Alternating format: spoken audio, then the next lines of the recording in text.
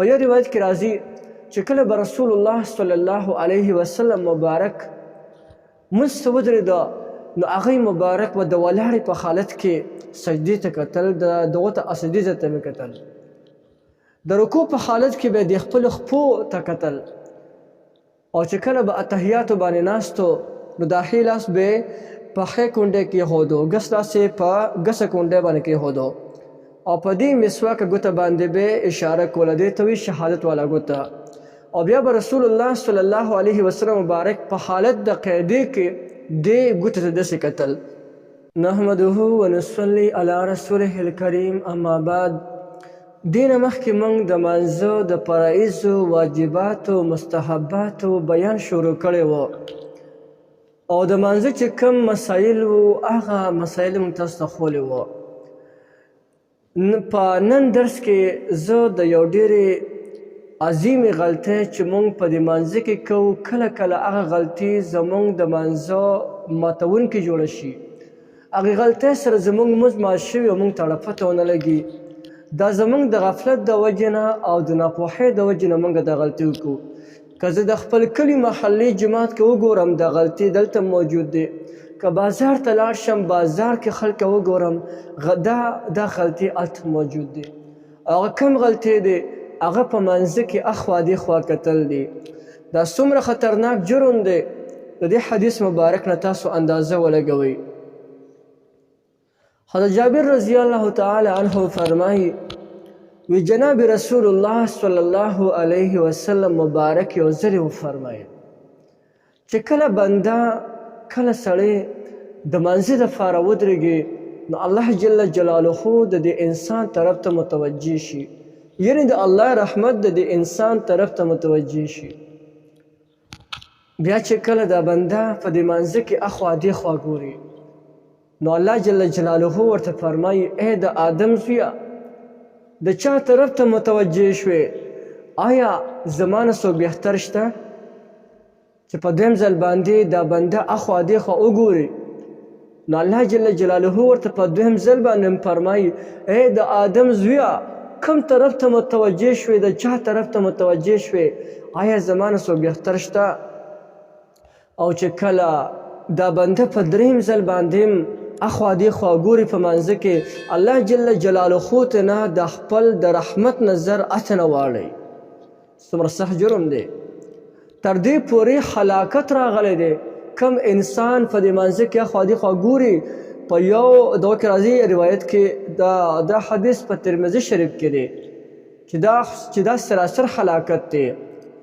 حضرت انس رضی الله تعالی عنه ته فرمایي چې ای بچیه خبردار په منځ کې اخوا دېخوا مه ګوره، ځکه چې په منځ کې اخوا دېخوا کتل هلاکت دی. او کم انسان چې په منځ کې اخوا دېخوا ګوري د دې انسان منځ هم الله جل جلاله واپس کوي. یو حدیث موقوف دی د حضرت ابو درداء رضی الله تعالی عنه روایت دی، فرمایي چې کله بنده د منځ دپاره ودرېږي او هغه اخوا دېخوا په دې منځه کې ګوري، الله تعالی دا منځ دوباره واپس کوي، رد کوي. اوس په فرضو کې اخوا دېخوا کتلو خو قطعا ګنجایش شته دی نه، البته نفل دی نفلو کې لږ شان دی توثیق شته دی، لیکن دا خبر یا ساتئ، ګورئ دا خبر ضرور یا ساتئ چې اخوا دېخوا کتل په منځه کې دا ګورئ مکروه دی، سخته ګناه ده، او بعض شافعي حضرات ورته حرام ویل دي. یعنې د هغوی په نس چې کوم انسان په منځه کې اخوا دېخوا ګوري نو هغه انسان مونځ مات شلو. او که چېرته کې یو انسان د قبلې نه بلکل دا مخ داسې واړولو نو په دې حالاتو کې دا هم لکه ناجایز دی، سخته ګناه ده. او یو هغه انسان دی چې بلکل دا ټول بدن د دې دغه نه د قبلې نه واړولو، دې ته وایي عمل کثیر، دې سره د دې انسان منځ مات شو. البته بعضې کسان د سترګو په دې ګوټونو کې اخوا دېخوا ګوري نو دې کې خو اگر چې کراهت نشته، لیکن د دې نه ځان ساتل خو چې دی ضروري دی، ځان ته ساتل پکار دی. ولې د انسان چې کومه توجه د منځ هغه توجه د انسان نه خرابېږي دې سره.